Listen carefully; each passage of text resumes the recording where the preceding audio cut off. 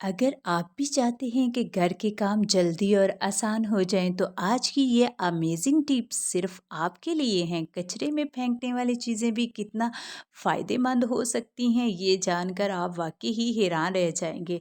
और इसके साथ साथ कैसे हम 10 किलो 50 किलो 30 किलो लहसुन मिनटों में छील सकते हैं।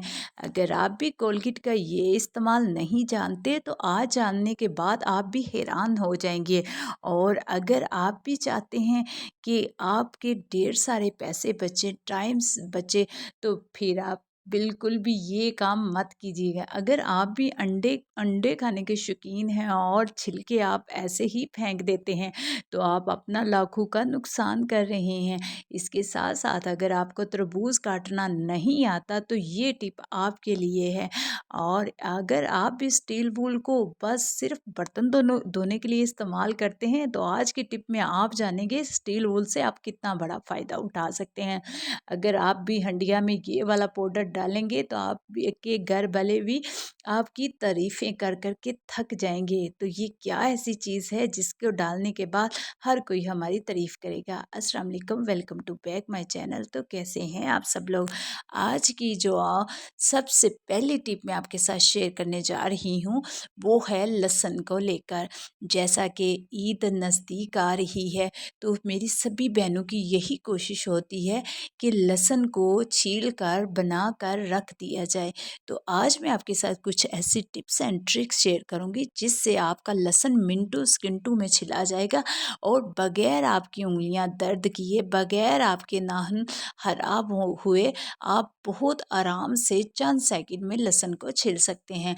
तो सबसे पहले आपने लहसुन की कलियां अलहदा कर लेनी है और इसके जो छिलके हैं उनको सेपरेट कर लें। जैसे ही आप सेपरेट कर लें, चाहे आपके पास 5 किलो लहसुन है, 10 किलो है या 15 किलो है, यकीन करें कि ये काम करने से बहुत ज़्यादा आपका टाइम बचने वाला है। तो इसमें मैंने क्या किया है, गर्म पानी डाल दिया है। गर्म पानी डाल के आप इसको 10 से 15 मिनट के लिए छोड़ दें और ऊपर कोई भी ढक्कन लगा के रख दें। और उसके बाद जैसे 10 से 15 मिनट गुजर जाएं तो आप हल्के हल्के हाथों से अच्छे से मसल लें।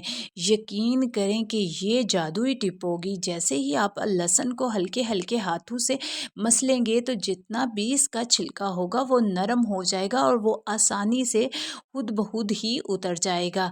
यकीन करें कि ये बहुत ही ज़बरदस्त टिप है और ना ही इससे लहसुन ख़राब होगा। कुछ लोग ये सोच रहे होंगे कि लहसुन ख़राब होगा, ऐसा बिल्कुल भी नहीं होने वाला। तो इस तरीके से मैंने चंद मिनटों में ढेर सारा लहसुन छील लिया था। अच्छा जी, इसका जो ऊपर वाला माउथ पार्ट है, बात बात हिस्सा होता है, बाज़ दफ़ा हम वो हंडिया में नहीं डालते क्योंकि वो हमारे लिए अच्छा नहीं होता। जब अच्छे से आप लहसुन छील लें तो छुरी की मदद से उसको कट कर लें। कट करने के बाद आप कोई भी आप किचन टॉवल ले लें और उससे अच्छे से इसको ड्राई कर लें। ड्राई करने के बाद आप इसका पेस्ट बना सकते हैं। पेस्ट बनाने की भी वीडियो मैंने अपलोड की है, आप मेरे चैनल पर जाकर आप देख सकते हैं। और इसके बाद अगर आप नहीं पेस्ट बनाना चाहे तो आप ऐसे भी फ्रीज़ कर सकते हैं। सेकंड टिप भी मेरी बहुत ही ज़बरदस्त है।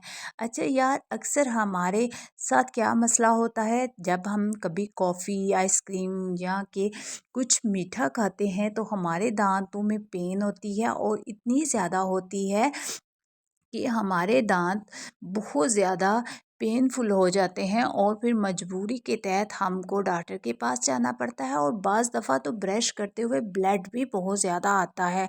तो इसका बहुत ही सिंपल और आसान सा हल मैं आपके साथ शेयर करूँगी।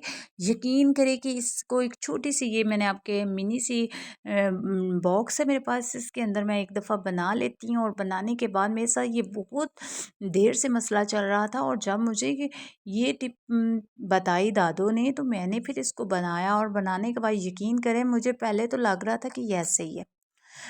अच्छा जी, यहाँ सबसे पहले मैंने थोड़ी सी कोलगेट डाली थी, उसके बाद मैंने हल्दी डाली और उस तीसरी चीज़ जो मैंने इसमें डाली है वो बेकिंग सोडा है। हल्दी, हमारे जो मसूड़े होते हैं वो फूल जाते हैं और हमारे मसूड़ों में से जो खून आने लग पड़ता है, दांतों में जो ठंडा गरम लगता है, ये जब तीनों चीज़ें बेकिंग सोडा जितनी भी दांतों में कीड़ा वगैरह का मसला होता है वो ख़त्म हो जाता है। और नमक तो जादुई काम करता है। नमक, और अगर आप चाहें तो आप लौंग पाउडर भी इसमें ऐड कर सकते हैं। ये 3-4 चीज़ें मिलाकर आप रख लें और जब भी ब्रश करें, ख़ास तौर पे कोशिश किया करें रात के वक्त आप दांतों को अच्छे से ब्रश लाजमी किया करें इसी मटेरियल से। ये 1 वीक के लिए आप बना के रख लें, बिल्कुल भी ख़राब नहीं होगा और इसका अमेजिंग रिज़ल्ट है। अगर आप चाहते हैं ना आप डॉक्टर के पास ना जाएं और आपको पैसे ना लगाने पड़े, महंगे महंगे ट्रीटमेंट ना करवाने पड़ें, तो मेरे कहने पर एक दफ़ा लाजमी इस टिप को ट्राई कीजिएगा। यकीन करें कि आप मुझे दुआएं देंगे, इतनी ज़बरदस्त टिप है। जब से मैंने ये वाली टिप ट्राई की है तो मेरे दांतों में ठंडा गर्म भी नहीं लगता और इसके बाद ब्लड भी आना ख़त्म हो गया है। तो ये बहुत ही ज़बरदस्त है, आप लाजमी ट्राई कीजिएगा, अपना फीडबैक दीजिएगा। अगर आप मेरे चैनल पर नए हैं तो मेरे चैनल को लाइक एंड शेयर कीजिएगा और प्यारा सा कमेंट्स भी कीजिएगा। तो ये आप कम से कम 1 वीक के लिए बना कर रख लें और अपने फैमिली के जिस जिस बंदे को ये मसला मसाइल है उसको लाजमी ट्राई करें। अच्छा जी, यहाँ बारी आ जाती है लाखों बचाने की। कैसे हम एक अंडों के छिलकों से अपने लाखों बचा सकते हैं। और अंडों के छिलकों का ये फ़ायदा, 2 टिप्स आपके साथ मैं शेयर करूँगी अंडे के छिलकों की, जो कि बहुत ही पावरफुल है, अमेजिंग टिप है। इससे हम बहुत फ़ायदा उठा सकते हैं, इससे हमें काफ़ी हेल्प मिलती है। इसके क्या क्या फ़ायदे हैं, चलें आए आपको बताती हूँ। सबसे पहले मिक्सी जार, अक्सर हम जब जार का यूज़ कर रहे होते हैं तो इसके ब्लेड जो है वो रफ़ हो जाते हैं, वो शार्प नहीं होते।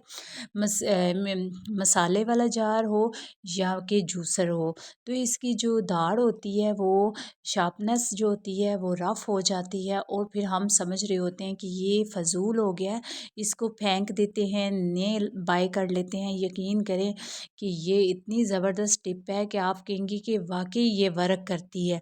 अंडे के छिलके, इनको इसके अंदर डालें, दोनों के अंदर डाल के आप इसको चलाएँ। जब ये पाउडर फ़ॉर्म में आ जाएगा तो पाउडर फ़ॉर्म का हम दूसरी जगह इस्तेमाल करेंगे, मगर आप देखेंगे कि इसके जो ब्लेड हैं बहुत अच्छे से शार्प हो जाएंगे। आप खुद जो पैसे आपने इधर उधर लगाने थे, मतलब कि जग को नया लाने में लगाने थे, वो बस आप 1 हफ्ते के अंडे के छिलके संभाल के रखें और इससे आप अपने ढेर सारे पैसे बचा सकते हैं।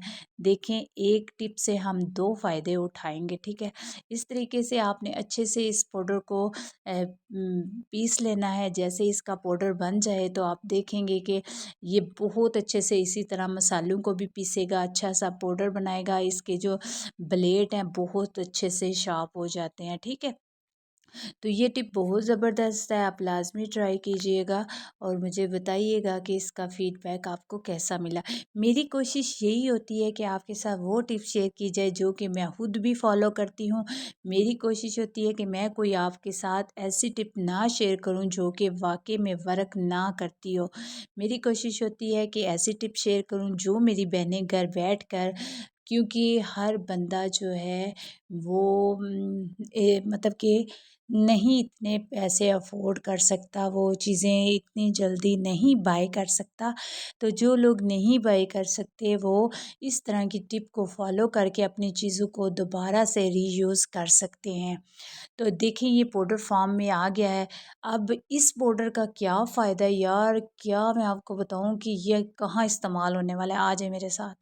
अच्छा जी, जो तो प्लांट लवर है ना, प्लांट रखने के शौकीन हैं, बहुत ज़्यादा प्लांट रखते हैं, उसके लिए वो कोशिश होती है कि वो महंगी-महंगी खाद, फर्टिलाइज़र बनाकर या इस तरह की चीज़ें डालें पौधों की ग्रोथ के लिए, इनके पत्तों की लीफ की नशो-नुमा के लिए। तो मैं उन्हें कहती हूँ कि ये वाली जो टिप है ना, आप सोच नहीं सकते। अगर आप गूगल करें ना, तो आप गूगल करें तो आपको समझ आए कि अंडे के छिलकों के कितने बड़े फ़वाइद हैं। इससे इसकी रूट्स जो हैं वो भी मज़बूत मज़बूत होते हैं, इसके लीव भी बहुत घने होंगे और आप तकरीबन हफ़्ते में 1 दफ़ा ये वाला पाउडर बनाकर डाला करें। यकीन करें इससे बहुत अच्छी ग्रोथ होती है। आपको बाहर से महंगी-महंगी जो आप अद्वियात लाते हैं, खाद लाते हैं, फर्टिलाइज़र, मैंने 1-2 वीडियो में और आपसे शेयर किया है कि कैसे आप चाय वाली पत्ती से भी घर में ही बनाकर इन प्लांट में डाल सकते हैं। पौधे बहुत अच्छे से ग्रो करने लग पड़ते हैं, जो कि बहुत जिन पौधों की प्लांट की बहुत ग्रोथ रुक जाती है ना, उनके लिए ये बहुत अच्छा वर्क करता है। तो कोशिश मेरी यही होती है कि मैं अपने बहन भाइयों के साथ ऐसी टिप शेयर करूं जो उन्हें वाकई में फ़ायदा दे। मैंने कभी भी अपने प्लांट से मार्केट से बाय की हुई खाद नहीं डाली। मैं इसमें गोबर की खाद डालती हूँ, अंडे के ये वाले पाउडर बना के डालती हूँ, या कि चाय वाली पत्ती, डेली हमारे घरों में चाय बनती है, वो पत्ती मैं वेस्ट नहीं करती, वो मैं डालती हूँ। होप करती हूँ कि आपको मेरी ये टिप अच्छी लगी। हमारी अगली टिप भी बड़ी अमेजिंग है। अक्सर हम जब कभी एक जगह से दूसरी जगह ट्रैवल कर रहे होते हैं, या कि किसी पिकनिक पे जा रहे होते हैं, वहाँ पर हमें अक्सर शॉपर की हुई पॉलीथीन की ज़रूरत पड़ती है, या कि घर में भी हम अगर कहीं रख रहे होते हैं, तो ये अगर हम एक ऐसे ही रखेंगे तो काफ़ी ज़्यादा हमारे किचन में, कैबिनेट में क्लटर सा महसूस होता है। तो मैं आपको बताती हूँ कि आप बिल्कुल जब भी मार्केट से इस तरह के पॉलीथीन आते हैं, तो मैं तो नहीं फेंकती, जो क्लीन होते हैं ना, उनको मैं थोड़ा सा इस तरीके से प्रेस करके ना, तो फिर हल्का से हाथों से प्रेस करती हूँ, प्रेस करके ना कुछ इस शेप में, जैसे कि मैं वीडियो में बता रही हूँ ना, कुछ इस शेप में मैं ना इनको फोल्ड करती जाती हूँ और करके फिर मैं रख लेती हूँ। अगर आप कहीं एक जगह से दूसरी जगह भी जाते हैं ना, तो हमारे बैग में, हैंड बैग में इतनी जगह नहीं होती कि हम ऐसे ही इन शॉपिंग बैग को डाल दें, क्योंकि वो काफ़ी ज़्यादा मतलब कि क्लटर कर रहे होते हैं, हमें वो मैस लग रहा होता है। तो मेरे ख्याल से ना, आप अगर ऐसे इसको थोड़ा सा पैकिंग करेंगे, फोल्डिंग करेंगे ना, तो ये बहुत अच्छी पैकिंग भी लगेगी, प्यारे भी लगेंगे और हैंडबैग में यकीनन आपको मेरा ये आइडिया भी अच्छा लगा होगा। इस तरीके से हम ढेर सारे जो शॉपिंग बैग होते हैं उनको समेट कर रख सकते हैं, और जब हमें ज़रूरत पड़े तो हम इन ढेर सारे शॉपिंग बैग को निकाल कर यूज़ में भी ला सकते हैं। और अगर आप इनको यूज़ में नहीं भी लाना चाहते, तो आप इन्हें डस्टबिन में भी यूज़ कर सकते हैं, तो गार्बेज बैग के तौर पर। तो ये वाली टिप भी बहुत ज़बरदस्त है। अगर आपको मेरी अच्छी लगी हो तो लाज़मी इस टिप को भी ट्राई कीजिएगा, क्योंकि मेरे पास जो बड़े शॉपर आते हैं ना, ग्रोसरी वाले शॉपर होते हैं, या कि जो मेरे पास आते हैं सब्जियों के लिए बड़े वाले शॉपिंग बैग, उनको मैं बिल्कुल भी डिस्कार्ड नहीं करती, उनको मैं इसी तरीके से समेट कर रख लेती हूँ, और मैं डस्टबिन में एज अ गार्बेज बैग के तौर पर इस्तेमाल कर लेती हूँ।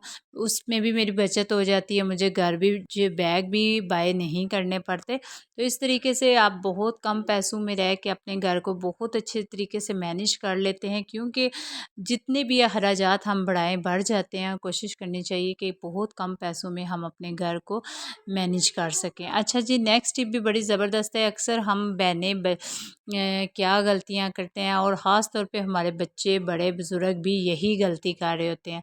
जब भी हम नाखून कट करते हैं, तो नाखून कट करने के बाद हम क्या कर रहे होते हैं, नाखून काट रहे होते हैं, कोई इधर गिर रहा होता है, कोई उधर गिर रहा होता है, और जब मेरे ख्याल से मैं ख़ास तौर पर बाल और नाखून, ये दोनों चीज़ें जो है ना, बड़ी ही केयरफुली रखती हूँ, समेट कर रखती हूँ। बालों को धोकर, जो बाल कंघा करते हुए हमारे उतरते हैं, उनको ख़ास तौर पर धो कर रखती हूँ, दफना देती हूँ। और जो हमारे नाखून होते हैं ना, कोशिश किया करें कि आप इनको भी जब कटिंग करते हैं ना, तो आपके साथ एक छोटी सी टिप शेयर करूंगी जो कि बहुत ज़बरदस्त है। अक्सर क्या होता है कि जब भी हम नाखून काटते हैं ना, हमारे नाखून इधर उधर बिखर जाते हैं, फिर उनको समेटते हुए हमें काफ़ी मसला पड़ता है, और बाज़ दफ़ा तो हम समेटते ही नहीं हैं, हम ऐसे ही छोड़ देते हैं। तो मेरे ख़्याल से नाखून जब भी कट करें ना तो ये टिप लाज़मी फ़ॉलो किया करें। कोई भी आप सेलो टेप ले लें या जो भी आपके पास मौजूद है, ज़रूरी नहीं कि सेलो टेप ही हो, कोई भी टेप आप ले सकते हैं। इस तरीके से नाखून तराश के दोनों साइडों पे आप इस तरीके से लगा लें। लगाने से क्या फ़ायदा होगा वो भी मैं आपको बताती हूँ। बहुत ज़बरदस्त ये टिप है। देखें, नाखून और बाल 2 ऐसी चीज़ें हैं कि जिन पर बहुत जल्दी जादू असरात भी हो जाते हैं। इस तरह की चीज़ें भी बहुत हैं। तो कोशिश किया करें इन चीज़ों को बड़े अच्छे तरीके से कटिंग करके, या बालों को जब आप कंघा करते हैं तो दोनों चीज़ों को अच्छे से समेट कर रखा करें। थोड़ी सी चीज़ों को जब हम अच्छे तरीके से रखते हैं ना, क्योंकि बाज़ दफ़ा हमारी अपनी ही गलतियों से हम उलझन और घरेलू नचाकियाँ परेशानियों में गिरफ़्तार हो जाते हैं, जिसका हमें समझ नहीं आ रही होती। तो मेरे ख़्याल से आप जब भी नाखून कट करें तो इस तरीके से कट करें। कट करने के बाद आप क्या करें, अच्छे तरीके से कट करें। इसमें ये होता है कि टेप लगाने से ये होता है कि जितने भी नाखूनों की कटिंग करेंगे ना, टेप के अंदर एक हल्का सा चिपचिपापन होता है, और वो जो इस तरह के नाखून हमारे होते हैं वो खुश्क होते हैं, और जैसे ही हम कटिंग करते हैं ना वो सारे के सारे जो है ना वो टेप के साथ ही चिपक जाते हैं। तो इधर उधर उड़ने वाला जो मसला है ना वो भी हमारा हल हो जाता है। तो मेरे ख्याल से ये बहुत ज़बरदस्त टिप है, आप लाजमी इसको भी ट्राई करें करें। मैं तो जब भी कटिंग करती हूँ ना, एक पेपर ले लेती हूँ, सादा पेपर, उस पे जितने भी नाखून होते हैं कट करती हूँ। कट करने के बाद उस पेपर के अंदर रख लेती हूँ। ठीक है, ये देखें सारे के सारे इस टेप के साथ चिपक गए हैं। इधर उधर हमें गिरे हुए भी उठाने में मसला नहीं, टाइम भी बच जाता है। और इस तरीके से मैं ना इसको कट करके एक पेपर में डाल के और किसी भी जो मिट्टी है उसके अंदर इसको दबा देती हूँ। अगर आपके घर में गमला है तो उसमें भी आप दबा सकते। अच्छा जी, नेक्स्ट टिप भी हमारी बड़ी मज़ेदार है। आज कल जैसे कि तरबूज का सीज़न है, तो हर घर में तरबूज आता है और हम बहुत सारे तरीक़ों से कट करते हैं। तो मगर मैं जो तरीके से कट करती हूँ वो मैं आपके साथ टिप शेयर कर देती हूँ। एक तो सिंपल इस तरह से हम बड़े बड़े स्लाइस कट कर लेते हैं। स्लाइस कट करने के बाद फिर हम इसको सेंटर से काट लें, या कि नीचे से एक दफ़ा काट के आप इसको इस तरीके से शेयर कर सकते हैं। ठीक है, बहुत सारे तरीके होते हैं मगर हर किसी का अपना अपना तरीका होता है। क्योंकि तरबूज खाते हुए एक तो टेबल या जिस जगह पे हम बैठे होते हैं, ख़ास तौर पे छोटे बच्चों में, क्योंकि इसमें थोड़ी सी पानी की मकदार होती है, और जब हम इसको खा रहे होते हैं ना, तो जहाँ हम खा रहे हैं वहाँ भी ड्रॉप गिर रहे होते हैं, और फिर हमारे बच्चों के कपड़े भी गंदे हो रहे होते हैं। तो इस तरीके से अगर आप छोटे बच्चों को दे रहे हैं तो उनको कुछ ऐसे तरीके समझाएं जिससे वो तरबूज भी खा लें और अच्छे तरीके से वो गंदे भी ना हों, मतलब उनके कपड़े हाथ गंदे भी ना हों, और बहुत अच्छे तरीके सलीके से वो इन चीज़ों को बाय कर सकते हैं। क्योंकि बच्चे जो हैं वो बहुत कुछ सीखते हैं, और अगर हम बड़े उन्हें सिखाएंगे नहीं तो वो कैसे सीखेंगे। इस तरीके से छोटे बच्चों को ही ऐसी चीज़ों पर लगाना चाहिए, ऐसी आदतों पर लगाना चाहिए कि जो वो आसानी से ये चीज़ें सीख जाएं। मेरे ख्याल से तो मैं कोशिश यही करती हूँ कि बच्चों को शुरू में ही अगर हम पेरेंट्स ट्रेनिंग देंगे तो वो बहुत अच्छे तरीके से इन चीज़ों को सीख जाते हैं, और उनके लिए किसी किस्म की भी मुश्किल का सामना नहीं होता। इस तरीके से फ़ोक के साथ उन्हें बोलें खाएं, उनको खाने की भी समझ आती है। क्यों, वैसे तो बहुत सारी मेरी बहनें इस चीज़ से इत्तेफाक भी करती होंगी। देखिए ना, जैसे चाइना के लोग हैं, चीन के लोग हैं, वो उनके बच्चे हमारे बच्चों की निस्बत ज़्यादा एक्टिव हैं। क्यों एक्टिव हैं? कि वो छोटे से बच्चों को ही इन चीज़ों पर लगा लेते हैं, और उनके बच्चे जब तक हमारे बच्चे थोड़े बड़े होते हैं उनके बच्चे बहुत कुछ सीख चुके होते हैं। सेकंड टिप ये है कि इस तरीके से आपने तरबूज को उल्टा करना, उल्टा करके आप इस तरीके से स्लाइस में कट कर लें। स्लाइस में कट करने का ये फ़ायदा होता है कि ये इतने प्यारे से लॉलीपॉप की तरह के ये हमारे तरबूज कट हो जाते हैं। इस तरह जो बच्चे ज़रा थोड़े से खाते हुए कतराते हैं उनको भी ये शेप अच्छी लगेगी और मज़े से वो खा लेंगे। मेरे ख्याल से ये भी टिप बहुत ज़बरदस्त है। तो आप बच्चों को लाज़मी इस तरीके से काट दिया करें छोटे-छोटे स्लाइस में। अच्छा जी, नेक्स्ट टिप मेरी ये है कि अक्सर हमारे सालन में कई दफ़ा ऐसा हो जाता है, या थोड़ी-सी लापरवाही गफ़लत की वज़ह से ना नमक थोड़ा-सा हंडिया में तेज़ हो जाता है, और हमारे घर में कुछ अफ़राद ऐसे होते हैं कि जो कि नमक को बिल्कुल भी नहीं पसंद करते। तो आपने क्या करना है, आपने आटे के छोटे-छोटे से पेड़े बना लेने हैं छोटे-छोटे से और उसको डाल दें। आप देखेंगे कि इतना ज़बरदस्त इसका असर होगा कि नमक परफेक्ट हो जाएगा, ठीक है। नेक्स्ट इस तरह के स्टील वूल का एक इस्तेमाल बताऊंगी कि किचन जिन लोगों के ओपन है या किचन कैबिनेट या ख़ास तौर पर वॉशरूम की टाइल्स जो है ना खारे पानी की वजह से गंदी हो जाती है या किचन की बहुत ज़्यादा ऑयल उड़ने की वजह से ग्रीसी हो जाती है ना, उसको हम इतने टाइम जब साफ़ करने लगते हैं तो हाथों से रब कर करके ना थक जाते हैं। तो इस तरीके से आप छोटा वाइपर ले लें, तो उससे उसके ऊपर चढ़ा लें और इस तरीके से ना आप टाइल को साफ़ करें तो यकीन करें कि जितनी भी टाइल ग्रीसी होगी, वॉशरूम की टाइल खारे पानी की वजह से गंदी होगी, 2 मिनटों में साफ़ हो जाएगी। नेक्स्ट टिप मेरी बड़ी ज़बरदस्त है कि अक्सर हम क्या गर्मियाँ स्टार्ट होते ही मच्छर की आमद होती है और मच्छर इतना तंग करता है कि हर घर में मच्छर के हल के लिए कोई ना कोई तजर्बे किए जा रहे होते हैं, कोई ना कोई स्प्रे बना के की जा रही होती है। तो मैं आपको बताती हूँ कि जब भी आप इस तरीके से कॉइल लाते हैं ना हम लोग, तो क्या करते हैं, हम स्टैंड पे लगा देते हैं और स्टैंड पे लगाने के बाद जब हम रखते हैं ना जिस टेबल पे या फ़र्श पे रखते हैं, तो वो राख जो होती है ना वो इतनी बिखर जाती है, हवा की वजह से नीचे गिरी होती है और फिर हमें सुबह उठाने में भी काफ़ी मसले का सामना करना पड़ता है। तो इस तरीके से डिस्पोजेबल बॉक्स हमारे घर में ढेर सारे आते हैं और हम इधर उधर ही फेंक देते हैं। तो आप कोई भी बॉक्स ले लें इस तरीके का, उसके अंदर एक कॉइल को जला लें क्योंकि देखें स्टैंड से बिल्कुल भी ये इसके साथ टच नहीं कर रहा और बहुत अच्छे से गैप है और आसानी से ये जल भी जाएगा और राख भी एक जगह पड़ेगी। अच्छा जी, नेक्स्ट टिप मेरी बड़ी ज़बरदस्त है जो कि गर्मियाँ स्टार्ट होते लॉन कॉटन के कपड़ों को लेकर है। हम मार्केट से इतने महंगे महंगे कपड़े तो लाते हैं मगर थोड़ी सी गफलत की वजह से हमारे कपड़ों के रंग उड़ जाते हैं, रंग ख़राब हो जाते हैं और फिर हमें काफ़ी परेशानी का सामना करना पड़ता है। यहाँ मैंने मेरे पास फटकरी थी, ठीक है। फटकरी थी, उसको मैंने पाउडर फॉर्म में भी दिखा दिया आपको, तो वैसे भी दिखा दिया। आप किसी भी पंसार स्टोर से इसे एक दफ़ा ले आएँ, ला के रख लें। ये बहुत ज़बरदस्त है। जब आप पानी में डालेंगे तो पानी का कलर थोड़ा सा दूधिया कलर हो जाएगा, मतलब कि चेंज हो जाएगा। उसके बाद जब भी आप कपड़े सिलाई करने के लिए दर्जन को दें या खुद सिलाई करें, तो आप जब भी कपड़ों को श्लिंग करते हैं ना, तो उसमें आप थोड़ा सा नमक और फटकरी इसको डाल दें, ठीक है। फिर आप देखिएगा आपके कपड़ों का रंग इस तरीके से पक्का हो जाएगा कि आपके कपड़े फट जाएंगे मगर आपके कपड़ों का रंग बिल्कुल भी ख़राब नहीं होगा। ये मेरी टिप इतनी ज़बरदस्त है, जब से मुझे इस टिप के बारे में पता चला है ना, मैं कभी भी कपड़ों को ऐसे नहीं वॉश करती। मैं जब भी कपड़ों में धोती हूँ लोन के ख़ास तौर पे श्लिंग करती हूँ, तो उसमें मैं फटकरी और नमक लाज़मी डालती हूँ। इससे हमारे कपड़ों का कलर पक्का हो जाता है और बिल्कुल भी नहीं उड़ता और ना ही ख़राब होता है। तो यार ये इतनी ज़बरदस्त टिप है, इतनी कमाल की टिप है, आप ला के इसको लाज़मी ट्राई करें। जब आप 1-2 दफ़ा ऐसे करेंगे ना, तो आपके कलर कपड़ों का पक्का हो जाता है और बिल्कुल भी उसकी चस तक भी नहीं उठती। जो हम लोग अक्सर कहते हैं ना कपड़े के ऊपर से चाशनी या चश उतरती है, वो बिल्कुल भी नहीं उतरती ना, पक्का कलर हो जाता है। तो मेरे कहने पे लाज़मी ट्राई कीजिएगा, बहुत ज़बरदस्त तरीके अपना फीडबैक भी दीजिए। अगर मेरी आज की कोई भी टिप आपको अच्छी लगी हो तो अपना फीडबैक लाज़मी दीजिएगा। अपना नाम, अपने सिटी का नाम लाज़मी मेंशन कीजिएगा। दुआ में याद रखिएगा। अल्लाह हाफ़िज़।